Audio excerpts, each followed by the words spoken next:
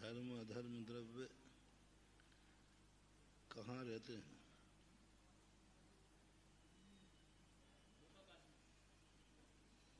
कितने क्षेत्र में रहते हैं?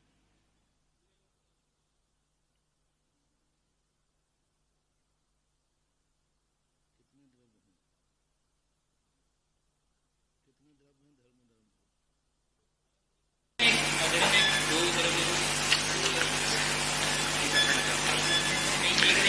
एक ही द्रव्य फैला हुआ है कि अलग अलग अलग द्रव्य है?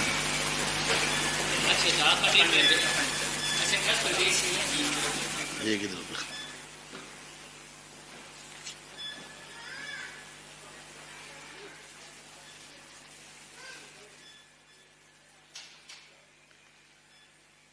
अवान्तर सत्ता किसे कहते हैं और महासत्ता किसे कहते हैं?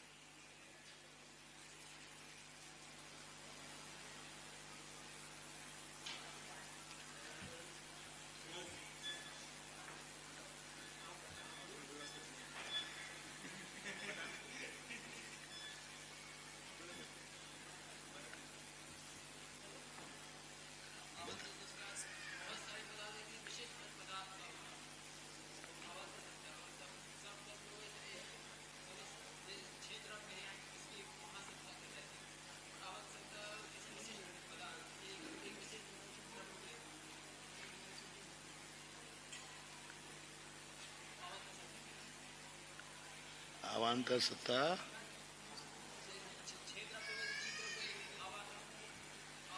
विवक्षित पदार्थ में पाई जाने वाली को अवान्तर सत्ता बोलते हैं। विवक्षित यानी किसी एक प्रसंग को, संपूर्ण पदार्थों में जो पाई जाती है वो महासत्ता कहलाती है। महासत्ता किसे क्या कहलाती है? एक मिनट। महासत्ता समझाओ मुझे, महासत्ता क्या है? कैसे समझे महासत्ता?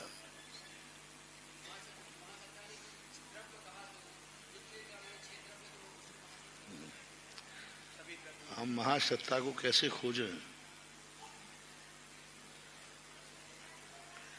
हमें महासत्ता खोजना है तो हम कैसे खोजें?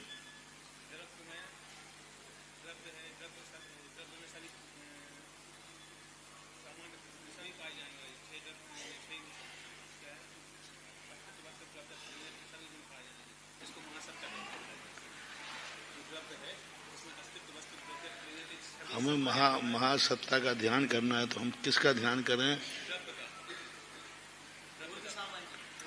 तो द्रव्य नहीं, द्रव्य हम नहीं पहचानते। द्रव्य कोई नहीं जानते तो कैसे जाना है? महासत्ता को हम कैसे खोजें?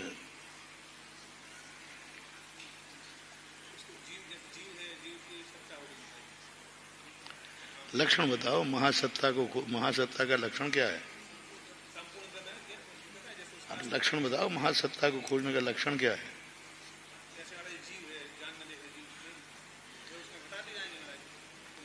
महासत्ता का लक्षण है सत। जहां जहां सत है वही महासत्ता है। अवान्तर सत्ता किसे कहते हैं? किसी एक को खोजना है तो अब जिसको खोजना है, जीव को खोजना है तो जीव का लक्षण है ज्ञान दर्शन। पुद्गल को खोजना है तो स्पर्श रस गंध। महासत्ता का लक्षण अवान्तर सत्ता, महासत्ता, ये सब ध्यान। महासत्ता प्रमाण का विषय बनती है, अवान्तर सत्ता न्याय का विषय बनती है।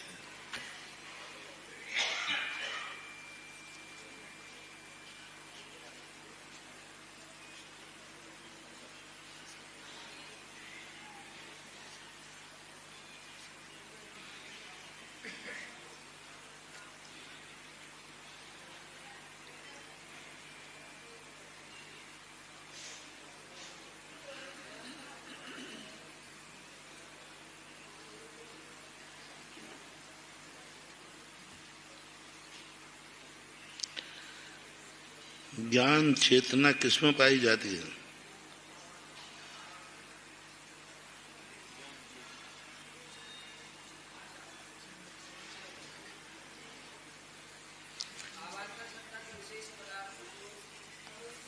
हाँ तो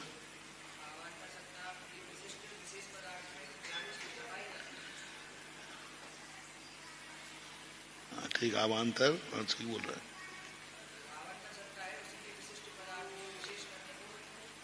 नहीं, उसको अवान्तर सत्ता को विशेष रूप से ग्रहण करने वाली, जैसे जैसे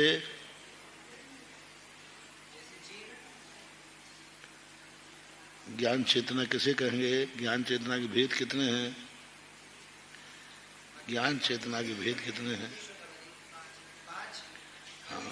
हाँ हाँ, ज्ञान चेतना के 5 भेद हैं, मति, सुत, अवधि और केवल ज्ञान। ये ज्ञान चेतना के भेद हैं। वो अध्यात्म ज्ञान चेतना अलग है, यहाँ ज्ञान है ना जानने वाला है।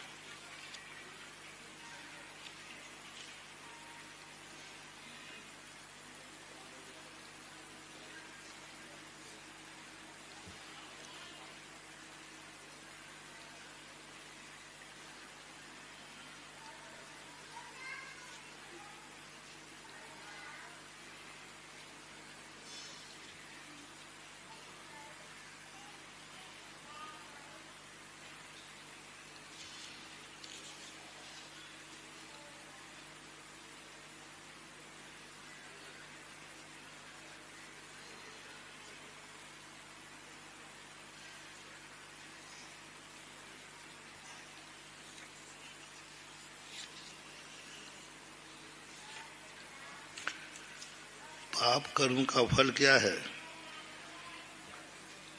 पाप कर्म किसे कहते हैं?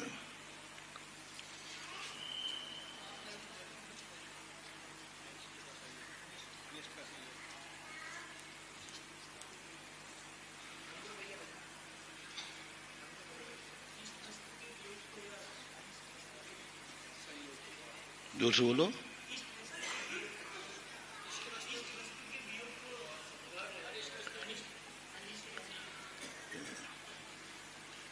नहीं, वियोग इसमें नहीं आएगा। अनिष्ट वस्तु की प्राप्ति का नाम पाप कर्म का उदय। वियोग किस में आएगा? वियोग इसमें नहीं आएगा। वियोग पाप कर्म के उदय से नहीं होता है, क्योंकि पाप कर्म और पुण्य कर्म की विशेषता है इष्ट मिलाना पुण्य है, अनिष्ट मिलाना पाप है। वियोग किस कर्म के उदय से होता है?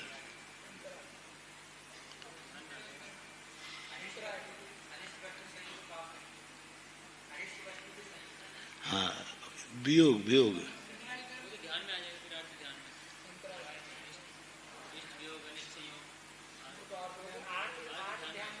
अंतराय नहीं, अंतराय इष्ट वस्तु का वियोग अंतराय नाम कर्म के। आर्त ध्यान जो होता है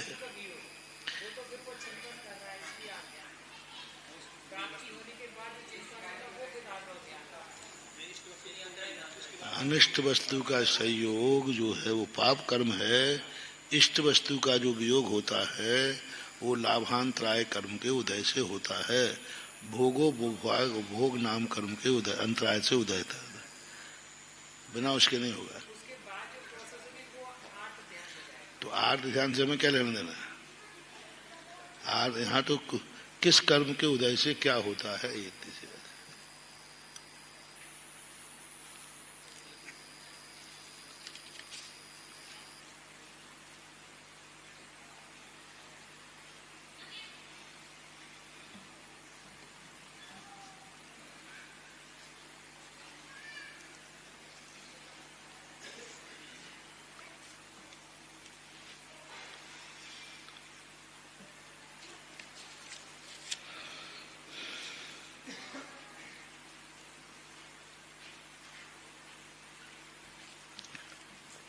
उपशम के कितने भेद हैं? पीछे बताओ, उपशम के कितने भेद हैं? कौन से?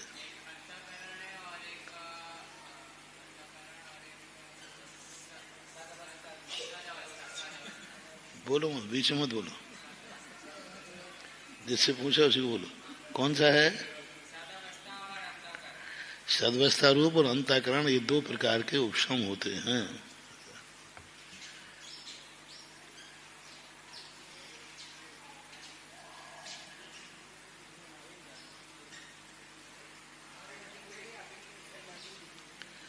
चलो परिभाषा बताओ, अंतःकरण उपशम की क्या है?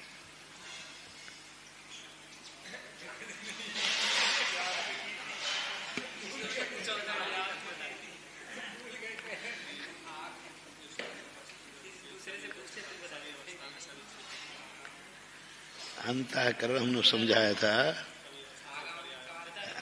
हमने एक समझाया था ना, कर्मों को आगे पीछे करके उपशमित करना उसको अंतःकरण बोलते हैं। और नियत काल के लिए उदय से रोकना सद्वस्था रूप समय। नियत काल के लिए आगे उदय में नहीं आने देना, सद्वस्था रूप में। अंतःकरण में आगे पीछे किया जाता है। आगाल प्रत्यागाल का आया था ना काई का, वो अंतःकरण होता है। अंतःकरण मात्र प्रथमोपशम सम्यक दर्शन की उत्पत्ति के समय ही होता है, बस एक बार ही है अंतःकरण उपशम। सद्वस्था रूप उपशम ऊपर भी होता है। अंतःकरण उपशम जो है प्रथमोपशम सम्यक दर्शन में ही होता है और नहीं होता।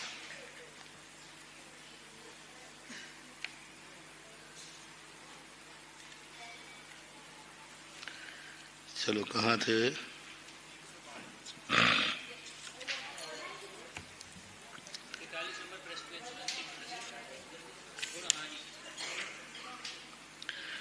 गुण हानि समय प्रबद्ध हो गया था।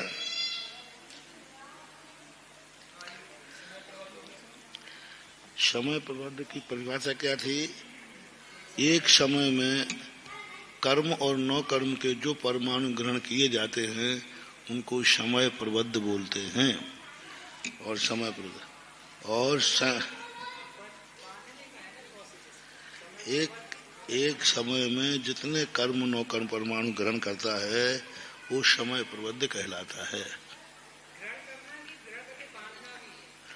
ग्रहण करना बांधना है कि ग्रहण करता है एक समय में। आश्रव जितने का है उतने का ही बंध है। समय प्रबद्ध आश्रव, समय प्रबद्ध बंध। नहीं नहीं नहीं, नहीं ऐसा कभी नहीं हो सकता। वर्णाएं ग्रहण की हो और बंध को प्राप्त ना हो, ऐसा कभी हो नहीं सकता। जितना आश्रव है उतना ही बंध है, बंधेंगी। यहाँ तक कि विश्वोपचय भी बंध को ही प्राप्त होगा। जो बांधाने जो आश्रव करते करते जो नए परमाणु आ गए वे भी बंध को प्राप्त होता है। एक विश्वोपचय होता है।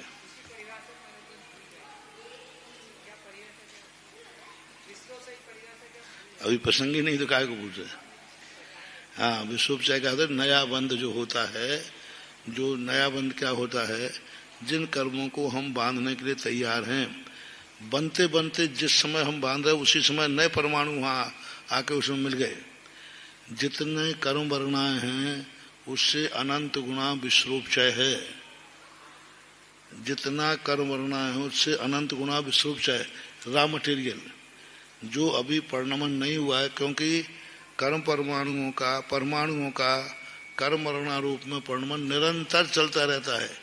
इधर तुम बांध रहे हो और उस समय परिणमन भी तो हो रहा है, नई वर्णाएं, और बहुत सारे परमाणु बनते बनते छूट जाते हैं। जैसे ये किताब है यहाँ रखी, इसमें उत्पाद व्यय हो रहा है कि नहीं? हमने जब उठाया तो उठाते उठाते बीच में से कोई व्यय हो गया कि नहीं? उठाते उठाते व्यय हो गया कि नहीं? और नया भी आ गया कि नहीं?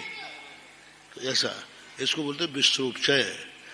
अनंत गुणा, जितने कर्म वर्णाएं हैं उससे अनंत गुणे परमाणु जो अभी कर्म बंध के योग्य हैं पर कर्म नहीं बने, अभी विश्वोपचय आने होते पड़े हुए हैं, बस परिणमन कर सकते जब चाहे कर रहे, उनकी योग्यता है।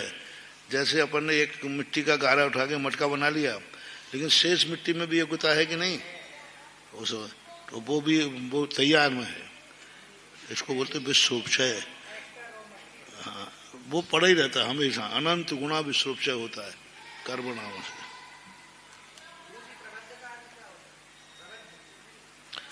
प्रबद्ध यानी समूह, एक समय में प्रबद्ध बंधा हुआ, ग्रहण किया, ये ग्रहण किया इतना, एक निश्चित प्रमाण को पद बोलते हैं प्रबद्ध।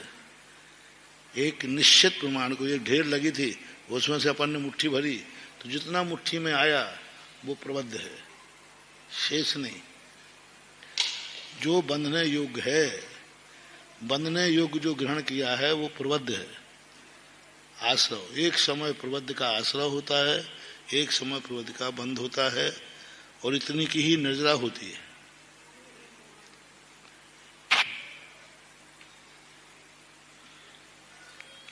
गुण हानि किसे कहते हैं? गुणाकार हीन द्रव्य जिसमें पाए जाते हैं उसे गुण हानि कहते हैं। जैसे किसी जीव के एक समय में 6300 परमाणु के समूह रूप समय प्रबद्ध का बंध किया, ठीक है। अब यहाँ क्या किया? 6300 परमाणु किसी जीव ने ग्रहण किए, उसमें से 48 समय की स्थिति पड़ी। बहुत अच्छा उदाहरण है। 48 समय की स्थिति, एक समय में 6300 परमाणु किए, 63 परमाणुओं में ये हुआ प्रदेश बंध। क्या हुआ? ये प्रदेश। और स्थिति पड़ी कितनी? 48 समय की। उसमें गुणहानि समूह रूप, नाना गुणहानि रूप 6, उसमें से प्रथम गुणहानि परमाणु 3200, दूसरे गुणहानि परमाणु 16, तीसरे 0 और तीसरी गुणहानि 800, चौथी गुणहानि 400 और पांचवी गुणहानि 200, छठवीं गुणहानि 100। उत्तरोत्तर गुणहानियों का गुणाकार रूपहीन परमाणु पाए जाते, इसको गुणहानि बोलते हैं। अब देखो इसमें क्या हुआ? 60 गुणहानि वृद्धि करना है। परमाणु कितने हैं? 3200 है, 6300, और समय कितने हैं? 48 समय। तो अब 3248 समय में प्रथम गुणहानि कितने की करें और 48 को कितने में बांट दें? 6। 48 जो है ना, 48 समय पूर्व की स्थिति है, इनमें सब में 48 समय पड़े हैं। अब इनकी गुणहानि करो तो गुणहानि कितनी बनेगी?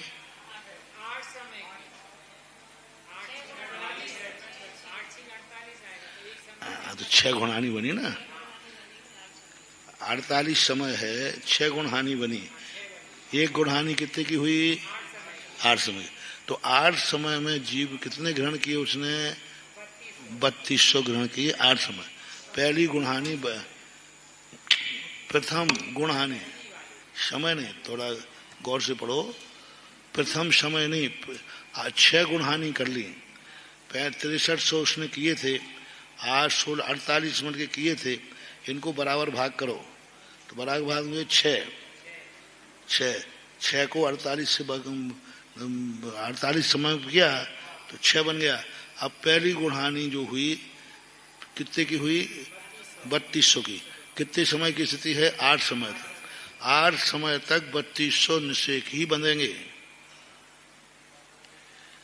प्रथम 8 समय में 3200 निषेक बांधे उसने। द्वितीय 8 समय में फिर कितने बांधे उसने? 8 हाँ 1600। तो 1600 क्यों बांधे उसने? गुण हानि करना है और गुणी हानि करना है। तो गुण हानि करने में हाँ इसमें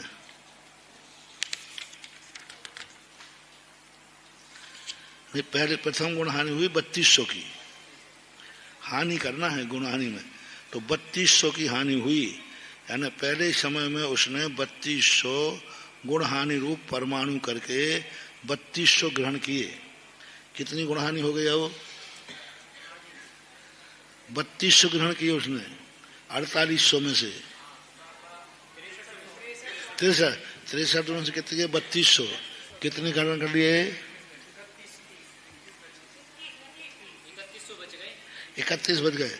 तो यानी पहले समय में उसने बहुभाग द्रव्य ग्रहण किया। पूरे टोटल ग्रहणों में से उसने 3200 परमाणु ग्रहण किए पहली गुणहानि। और ये 3200 कितने में ग्रहण किए? 8 समय वाले। हाँ 8 समय तक ये 3200 ही ग्रहण करेगा। एक गुणहानि हुए। दूसरे समय में कितने किया उसने? फिर दूसरे गुणहानि 1600 आदि गुणहानि है, तो दूसरे समय में उसने 1600 ग्रहण किए। अब 1600 ग्रहण करके ये कितने में किए? 8 समय के। 8 समय तक वो 1600 ग्रहण किए। पहले समय 6 गुणहानि कहलाती है। फिर उसके बाद कितने किए? 800। उसके बाद कितने किए? 800। फिर किए 400, फिर किए 200, फिर किए 100। तो ये 6 बार हो गया। 6। तो एक कर्मों को ग्रहण करने की पद्धति होती है। अब जैसे उन्होंने कैसे घटाया, जैसे हमने कल कहा था ना 70 कोड़ा कोड़ी में घटाना है अपन को, तो इन्होंने 48 मिनट में घटा दिए, 48 समय में। तो कोई जीव ने परमाणु ग्रहण करके लाया तो उसने 8 समय में 3200 दिए, तो 3200 की हानि मानी जाएगी। गुण हानि करके 3200 ग्रहण किए। पुंज था 6300, सारे द्रव्य की हानि कर दी, 3200 ग्रहण कर लिए, 3100 की हानि कर दी और उसने लिए। दूसरे समय में जब उसने निषेक बिछाए तो 8 समय तक 3200 बिछा दिए। दूसरे 8 समय में 1600 बिछाए। तीसरे 8 समय में ऐसे करके पूरे 48 में 8 समय 40 समय के बाद कितने बिछाए उसने? 100। कोई भी द्रव्य, अब इसको तो हुआ, ये उदाहरण है, इसको सही मत मानना। कर्मों की बंद स्थिति क्या होती है? जब कर्म बंद होता है तो सबसे पहले अधिक पुंज बंद देता है, पीछे पीछे कम होता जाता है। तो ये गौपुच्छा कहलाती है। हाँ गौपुच्छ। गाय की पूंछ ऊपर चौड़ी होती है, नीचे पतली हो जाती है। कर्मों का बंद गौपुच्छाकार होता है। तो इनके कर्म ऐसे बनते हैं, ऐसे त्रिशूल आकार के, नहीं ऐसे। हाँ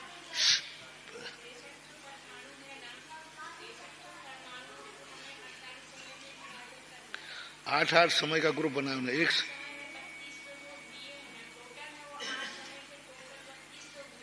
टोटल तो 3200 का ग्रुप बनेगा। क्यों?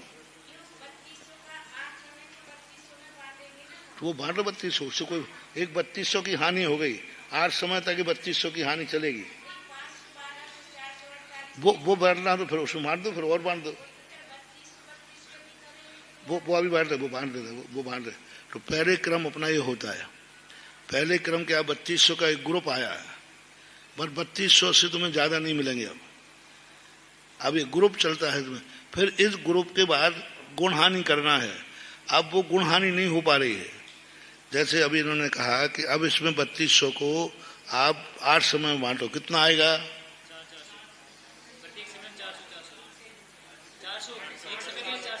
400 भी पूरे बराबर, उसमें भी गुणहानि होगी। फिर 8 समय में भी गुणहानि होगी। कर्मों की बंध की व्याख्या क्या है? प्रति समय गुणहानि है, प्रति समय गुणहानि। 3200 को मान लो 8 समय में बांट दिया, तो 8 समय में कितने बढ़ा? एक 400।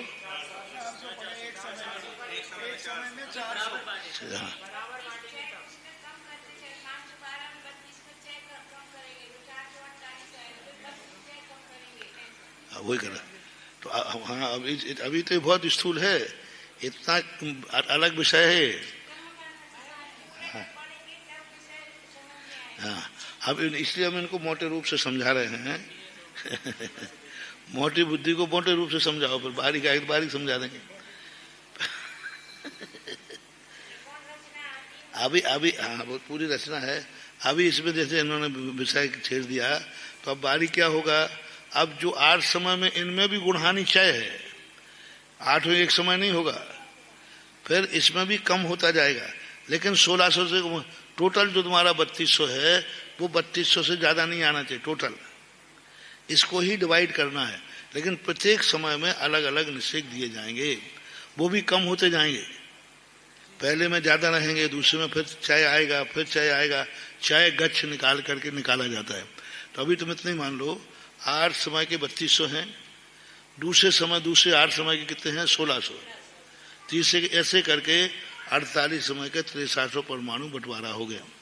यानी कर्मबंध की विवक्षा गुणहानि रूप से होती है। पहले जितनी बंधी उससे गुणहानि होती है। बंध सदा गुणहानि रूप हुई होता है, क्योंकि एक समय वर्ती बंध होता है क्या? होता ही नहीं। एक समय वर्ती कभी बंद, कम से कम बंद अंतर्मुहूर्त है। कोई भी बंद की स्थिति होगी तो अंतर्मुहूर्त की होगी, एक समय वर्ती बंद होता ही नहीं है। तो अब एक समय में बांधा हुआ कर्म 48 मिनट तक तो देना ही है, कम से कम 47 मिनट एक समय में कर्म बांधा है, लेकिन उसमें स्थिति कितनी डालना है? कम से कम 47 मिनट। तो 47 मिनट में बांटना पड़ेगा कि नहीं उस द्रव्य को? तो इतना बंदा एक समय वर्ती बंद होता नहीं। तो अब वो 47 मिनट में देने का क्रम क्या है? गुणहानि रूप ही दिया जाता है। तुम वो कितने कर लो, एक समय वर्ती बंद तो नहीं है। बस एक समय में आया द्रव्य, एक समय में रख दिया, वो तो सीधा सीधा था। एक समय में बांधा हुआ द्रव्य कितने समयों में देना है? 70 कोड़ा कोड़ी के जितने समय हैं उसमें। तो किस ढंग से करेंगे वो द्रव्य को? इस ढंग से, ऐसा ऊपर पहले चौड़ा, अधिक अधिक, कम कम कम कम। और गुण हानि कब बनेगी? खंड में। जैसे ने 8 समय में गुण हानि बनाई, तो गुण हानि का अर्थ होता है जब तक हानि हो रही है तब तक नहीं, गुणकार हानि होना चाहिए। जैसे आज 16 दूनी 32, हाँ, गुणाकार रूप से होना चाहिए। एक आध कम कर दिया तो हानि है, हानि है, गुण हानि नहीं है। शब्द रट लो थोड़ा। हानि है, गुण हानि नहीं। निर्जरा है, गुण निर्जरा नहीं। निर्जरा तो प्रति समय हो रही है कि नहीं, लेकिन गुण निर्जरा नहीं है।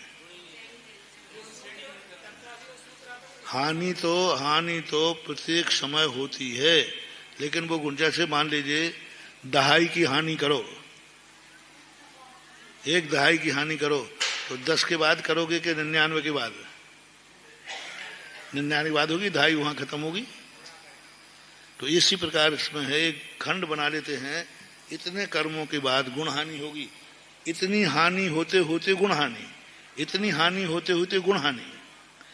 मतलब 8 समय में जो वो हानि होते हुए आ रही है, जैसे 512 निकाला था, हाँ, वो चेक करके निकाल करके फिर वो हानि होते हुए जहां पहुंचेगी, इतने 8 समय की हानि हो गई, तो समझ लो पूरी क्या हो गई। अब 9वें समय में क्या होगी? गुण हानि है। हर द्रव्य खत्म हो गया, तो अब गुण हानि हो गई ना। 16 की आज 1600 लागू हो जाएगा, आला हुआ तो गुण हानि बन जाएगी। मतलब 512 में गुण हानि नहीं बन रही, 448 में गुण हानि नहीं बन रही, वो कम होते होते जाकर के 8 समय के बाद। तो यहाँ 8 समय विवक्षित है, वहां पर जो बनेंगे गुण हानि कई समयों के बाद बनती है। इन्होंने 13 समय 1300 पुंज माना। पुंज कितना है? अनंत, अनंत है। और समय कितने हैं? असंख्यात। 70 कोड़ा कोड़ी के समय, 30 कोड़ा कोड़ी, अंता कोड़ा कोड़ी के समय। अब उतने समयों में बांटना है तो भी द्रव्य गुण हानि क्रम से ही जाएगा। हानि क्रम और गुण हानि सिस्टम ऐसा है, बिल्कुल क्रम से। 3 लोग जो है ना जमीन, एक एक प्रदेश घट रहा है कि एकदम घट रहा है? एक एक प्रदेश घट रहा है।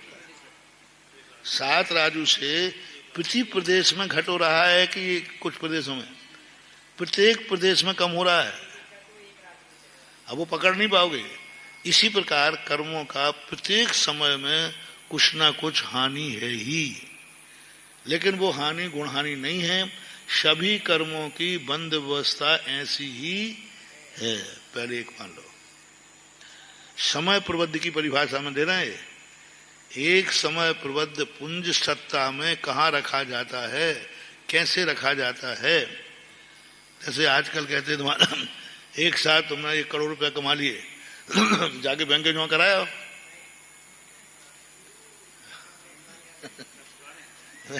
तो फिर तुम लोग क्या कहते हो? एडजस्ट करते हो, इतना इसमें डाल दो, इतना इसमें डाल दो, इतना इसमें डाल दो, ऐसा ही। तो एक समय का बांधा हुआ कर्म को कैसे डिवाइड किया जाता है, अभी इतनी समझ लो। वो पूरा क्रम वाला बाद में समझा देंगे। क्या समझे गुणहानि से? कर्म का बंध जो बंद होता है वह समय प्रबद्ध जो निषेक हैं वो गुण हानि क्रम से सत्ता में बनते हैं। पहले ज्यादा, कम होते होते होते लास्ट तक जाते हैं, ऐसा मानना चाहिए। सबसे कम, बहुत निषेक बहुत कम पड़ते हैं। लेकिन जब अंत में उदय आते हैं तो वो निषेक उत्कर्षण हो करके, और अभी जो सत्ता में पड़ी है जितना पड़ा है इससे कई गुना उदय में आएगा। वो उदय की विवक्षा है, क्योंकि पूर्व में गढ़ा हुए निषेकों का अपकर्षण होता है, उत्कर्षण होता है। अब देखना, बहुत तुम अभी समझाऊंगा, कठिन हो जाएगा। को कठिन समझाओगे? पीछे वाले कह रहे हैं महाराज हमारे अभी कठिन हो जाएगा विषय।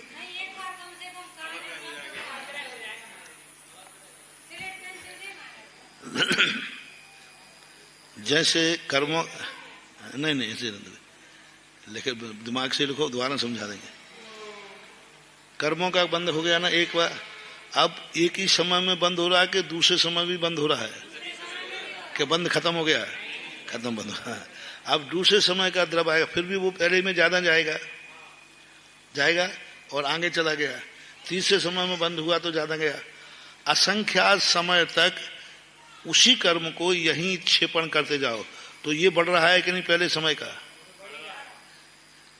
बढ़ रहा है ना।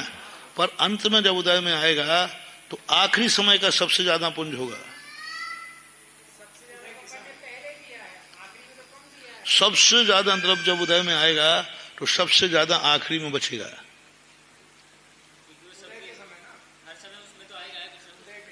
सबसे समय आखिरी समय जब पूरा, जैसे मान लो आपने 48 समय का बांधा था तो आखिरी समय में सबसे ज्यादा पुंज मिलेगा।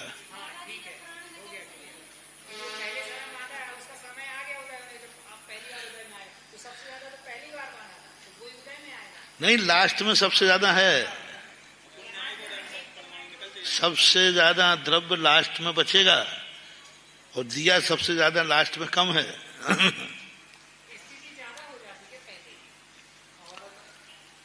यहाँ एक आवली काल तक ही है बंदा, एक आवली काल पर उदय चालू हो गया ना, लेकिन बंद अभी बंद चालू है कि नहीं?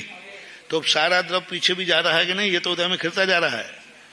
जो मान लो ये इकट्ठा हो गया, 500 इकट्ठा हुआ, ये 3200 इकट्ठा हो पाया, 3200 को और बना लो तो आखिरी समय में जब 3200 का उदय तो निकल गया, आखिरी समय तो अभी जितनी स्थिति पाड़ी थी तब तक निरंतर बंद हो रहा है, उसको निरंतर बंद हो रहा है 70 कोड़ा कोड़ी सागर वर्ष तक। क्योंकि 70 कोड़ा कोड़ी सागर वर्ष में कोई जीव मिथ्या दृष्टि में रहेगा कि सम्यक दृष्टि में? नियम से, क्योंकि सम्यक दृष्टि की 70 कोड़ा कोड़ी स्थिति होती ही नहीं है। तो 70 कोड़ा कोड़ी की सत्ता है तो नया मिथ्यात बांध रहा है कि नहीं, तो उसको देता है। ये तो उदय में चालू हो गया, ये तो जितना पुंज हुआ इकट्ठा जा रहा वहां तो अभी संग्रह ही हो रहा है। तो 70 कोड़ा कोड़ी सागर वर्ष में वो कितना संग्रह हो जाएगा पीछे का स्टोर। भले तुमने वहां 1 रुपया दिया था, खर्च वाले को 10 रुपया दिए थे, वो पीछे वाले को कहा तुम्हें प्रतिदिन 1 रुपया मिलेगा। सुनो, पीछे वाले को कहा तुम्हें प्रतिदिन 1 रुपया मिलेगा 100 साल तक, और जिसको जो अभी उदय में जाना तुझे एक साथ 100 रुपया मिलेंगे। अब इसको 100 मिले, उसको 1 रुपया मिला, अभी मिले किसको कम, इसको कितने मिले। अब जब वो उसका नंबर आएगा यहाँ पर तो ये तो 100 रुपये में निकला था, वो कितने में निकलेगा। अरे एक दिन का 100 थे जी, पूरे 100 वर्ष के कितने हो गए, या 100 दिन का लगा लो, 100 दिन के 100 वर्ष कैसे। हाँ 36,500। जब तक वो उदय में आएगा तो कितनी पूंजी लेके आएगा। तो पहला वाला कितने में गया था, 100 में चला गया था। ये है साहब, लेकिन देते समय क्या हुआ था, ज्यादा उसको 1 ही रुपया मिला था, लेकिन वो स्टोर करता रहा क्योंकि उसको नया बंद भी मिल रहा है। जब तक उसको उदय में नहीं आएगा तो अंत की फाली सबसे ज्यादा भारी हो गई। जब उदय में आएगी तो पहली फाली ज्यादा तेज रहेगी कि आखिरी रहेगी। लेकिन द्रव्य कितना था पहले, उसको मिला तो कम, लेकिन मिलते मिलते मिलते उसे संग्रह कितना कर लिया, इसलिए अंतिम फाली बहुत कठिन होती है। उनका छोड़ो, वो उनमें कोई परिणाम नहीं होता। क्या कह रहा था मैं। हाँ, तो अंतिम समय का जो निषेक है वो हमेशा भारी होता। उदय में, बंद में अंतिम से कम होता है, उदय में अंतिम निषेक ज्यादा होता है। ठीक हिंदी में समझ में आ गया कि नहीं। फार्मेसी तो नहीं बुलाई बोली हमने। सभी कर्मों की व्यवस्था यही है, पीछे कम मिलता है लेकिन प्रति समय जो निरंतर बंदी है, जैसे ज्ञानावरणी दर्शनावरणी अंतर, ये निरंतर बंद हो रहा है कि नहीं। मिथ्यात का भी निरंतर बंद हो रहा है, मिथ्या दृष्टि को नहीं, तो वो अपने आप में बंद करते जाते हैं। अब ये तो हुआ द्रव्य सामान, ये बंद अवस्था हुई। अब इसमें उत्कर्षण अपकर्षण, उत्कर्षण अपकर्षण संक्रमण होगा, वो फिर सब अलग गुण हानि बनाना पड़ेगी उनकी। सब गुण श्रेणी बंद गुण हानि का एक समय पर मूल प्रसंग क्या था, यहां देखो समय प्रबद्ध। क्या शब्द पढ़ा था अपन ने। आप लोग जिनको समझ में नहीं आ रहा हो वो कुछ नहीं करना है, तुम्हें अभी परिभाषा रटना है बस। आम का तो आम, बस आम का ही करना है बस। आम कैसा होता है, ये क्या होता है, चक्कर मत पड़ो। अभी तो जैन सिद्धांत की परिभाषाएं सबको रटना है यथावत। टट्टू रोता बनो, अभी अर्थ नहीं समझना, अर्थ बाद में समझ में अपने आप आएगा। अभी परिभाषाएं रटना मत छोड़ो, परिभाषा यदि बनी रही ना तो सब समझ में आ जाएगा। पहले कुछ भी किसी को समझ में नहीं आता। पूरी जैन सिद्धांत का आचार्य श्री ने सबसे पहले हम लोगों को कहा समझो मत, रटो बस।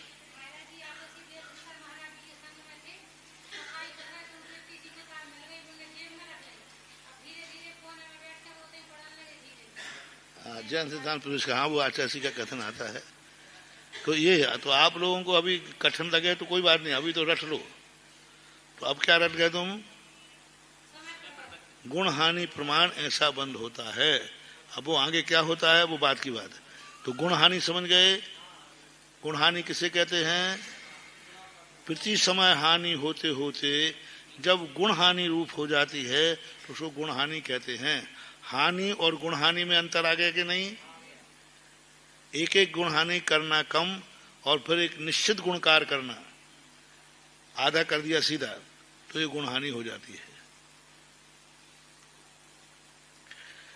गुण हानि आयाम किसे कहते हैं? बहुत कठिन विषय है, इसको साधारण मत समझना। हाँ, मतलब ये गुण हानि, षट गुण हानि वृद्धि अच्छे अच्छे विद्वान नहीं समझते आज। हाँ, गुण हानि इतनी कठिन होती है, पर गुण हानि को समझने के लिए हमें प्रैक्टिकल चाहिए। तो जो कर्मों की व्यवस्था को लेकर जो इन्होंने समझाया है, उससे समझ में सही आ जाता है।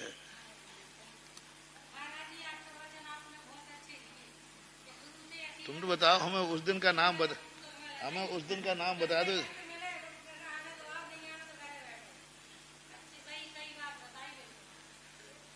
अरे अनमोल को निर्मूल तो मत करो, वो कितना बड़ा पाप है। तुमने व्रत नहीं लिया तो नहीं लिया, लेकिन व्रत लेने के बाद अरे मैं तो बहुत गलत कर गया, फंस गया, मुझे तो मजा ही नहीं आ रहा, तो तुमने इस अनमोल व्रत को कितना निर्मूल कर दिया कि नहीं? कम से कम जो नहीं बना उसकी दृष्टि में अनमोल तो है। मान लो जिसने व्रत नहीं लिया, मुनि नहीं बना, तो वो रिश्ता समझदा है मुनि व्रत अनमोल है, और हमने बनने के बाद किया यार कुछ नहीं, बेकार है, तो कितना बड़ा पाप किया। अनमोल चीज को क्या कर दिया? निर्मूल कर दिया। भ्रष्ट की और असंयमी की जिसने व्रत नहीं लिया है वो निंदनीय क्यों नहीं है? सुनो सुनो सुनो, जिसने व्रत नहीं लिया है वो निंदनीय क्यों नहीं है? और जिसने व्रत लेकर छोड़ दिया वो भ्रष्ट क्यों है? पहुंचा तो वही ना, समझना, पहुंचा जहां एक व्रत नहीं लिया था वो भी वही था, जो पीछे से लौट के आया वो भी वही है, दोनों बराबर हैं कि नहीं? लेकिन ये निंदनीय क्यों है? व्रत को निर्मूल किया है, ये इतने निंदनीय है, नीचे नहीं उतरा, वहीं तक पहुंच गया। जैसे मान लीजिए मुनि था और वो ब्रह्मचारी बन गया, तुम भी ब्रह्मचारी हो, तो तुम भी ब्रह्मचारी, वो भी ब्रह्मचारी में आ गया, लेकिन वो भ्रष्ट में आएगा, क्योंकि वो मुनि पद को निर्मूल करके आया है, और इसने कम से कम निर्मूल नहीं किया। ये तो कहते साहब अनमोल है तभी तो मैं नहीं ले पा रहा हूं, वो तो लेकर के रहा, कुछ नहीं रखा। तो ये प्रवचन की देखो कितनी बड़ी बात थी, हमसे कुछ नहीं बने तो कम से कम निर्मूलन तो मत करो। और ज्यादातर निर्मूलन करते 99% लोग करते हैं, पूजा करते घबरा जाए। हमने तो बहुत पूजाएं कर ली, देख ली मैंने, खूब अभिषेक कर लिया, सब करके देख लिया, महाराज हमें बुद्धू मत बनाओ, लो साहब उसने निर्मूल कर दिया।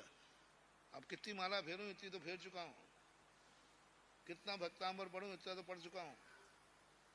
छड़ापन आया था ना, कितना भक्तांबर पढ़ूं महाराज, इतना तो पढ़ जाए, कुछ नहीं होता इससे। ये निर्मूलन जो हो रहा है, ये निर्मूलन निधत्त निकाचित कर्मों को बंद करता है। यानी जो जैसे एक अजैन व्यक्ति है, वो जैन धर्म को नहीं मानता है, उसको निधत्त निकाचित कर्म का बंध नहीं होगा। लेकिन एक जैनी जैन धर्म में कुछ नहीं है, अजैन धर्म में जा रहा है, उसको निधत्त निकाचित कर्म होता है, क्योंकि ये निर्मूलन करके आया है, ये भ्रष्ट है। अवृत्ति में और भ्रष्ट में ये अंतर जानना चाहिए। भ्रष्ट को लोग निंदा की दृष्टि से देखेंगे, जिसने नहीं लिया है उसकी उतनी निंदा नहीं होगी। नहीं लिया भाई, नहीं लिया। तो ये सब किनको कह रहा हूं? उनको नहीं कह रहा हूं, हम भी हैं पार्टी में, हमें जनता नहीं, हमें नहीं नहीं नहीं नहीं, मैं भी तुम्हारी पार्टी में शामिल हो जाता हूं, कोई बड़ी बात नहीं है। प्रवचन को स्वयं भी सुनना चाहिए। हमारे मन में भी ये भाव आ रहा है तो हम निर्मूलन कर रहे हैं, और निर्मूलन से लोग पूछे निधत्त निकाचित कर्म कब बंद होते हैं? किसी वस्तु का हमारे द्वारा निर्मूलन हुआ, अच्छा साथ ही साथ पुण्यबंध कम होता है। जो वस्तु निर्मूल थी हमारे कारण से अनमोल हो गई, उसका मूल्य इतना नहीं था, मैना सुंदरी ने सिद्ध चक्र को अनमोल कर दिया, सुगंधा ने दुर्गंधा ने सुगंध दशमी को अनमोल कर दिया। जितनी कथाएं हैं वो व्रत साधन थी कि नहीं? साधन था कि नहीं? लेकिन उसने करके क्या कर दिया? अनमोल कर दिया। इस मूर्ति को कोई पूछ नहीं रहा था, अपन ने उसको इस ढंग से व्यवस्थित कर दिया कि आज वो अनमोल हो गई, इसमें पुण्यबंध होता है? हमें फोकट में मंदिर नहीं सुधारते, बोला कोई लाभ में बनी आदमी हो, ध्यान रखना। ऐसे थोड़ी है कि विवाद जो अपन समय खराब करें। आज उसी वस्तु का मूल नहीं था। आज जबलपुर के आदिनाथ भगवान को कोई पूछ नहीं रहा था, वही कोने में रखे थे। हम भी 10 बार होके आए, कोई नहीं पूछा था। आज उन्हीं महाराज भगवान को देखो तीर्थ क्षेत्र बन गया। आज मूल्य मतलब कम मूल्य वाले को मूल्यवान बना दिया, इससे बड़ी श्रद्धा और क्या चाहिए। अब इसमें अपन को पुण्यबंध होगा, निधत्त निकाचित। आप दोनों में लगाना है, अपने द्वारा किसी मूल्यहीन का वस्तु का मूल्य बढ़ जाना और अपने द्वारा मूल्य घट जाना, बस ये अपन को ध्यान रखना है। हाँ, क्योंकि सुना तो इनको रहा था, लेकिन वो कहा था ना, बहू को डांटना है, बहू को सुधारना है तो। हाँ, तो ये बिटियां थी, ये बहू थी।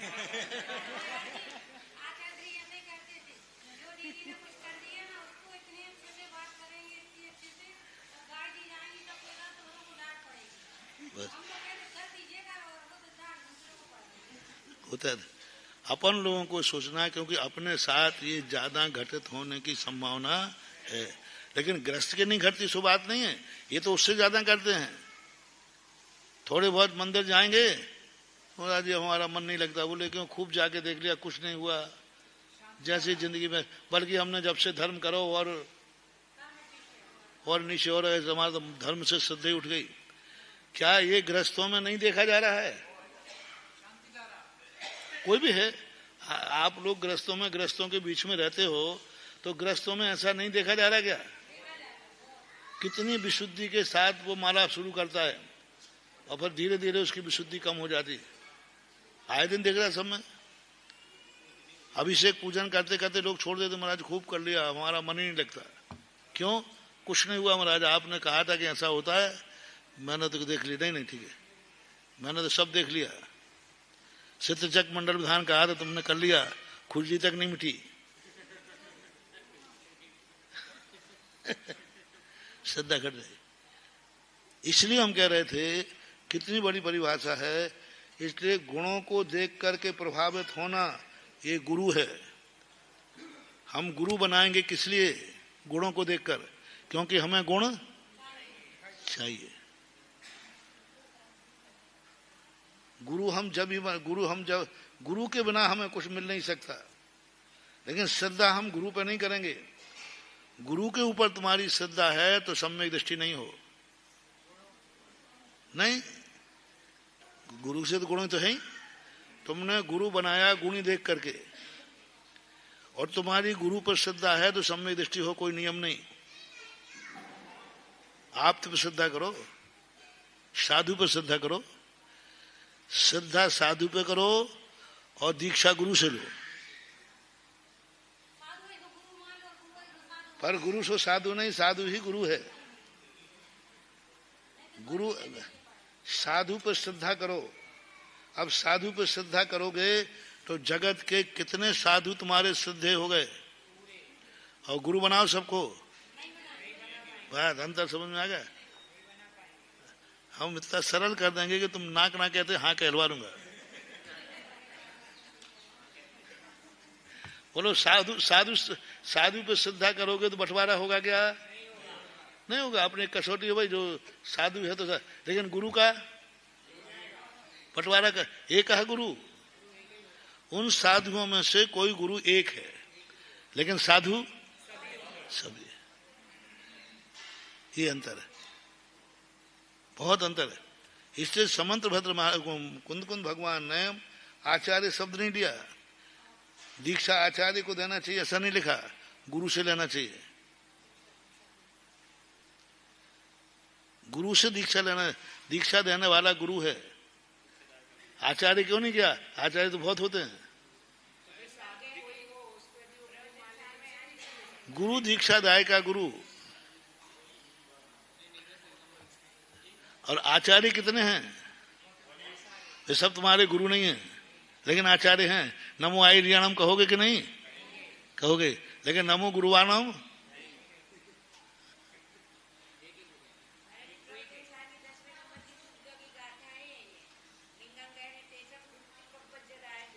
हाँ हाँ, गुरु प्रवज्जाध्याय कहा वही। तो अब आ जाती कभी कभी प्रश्नों में बातें।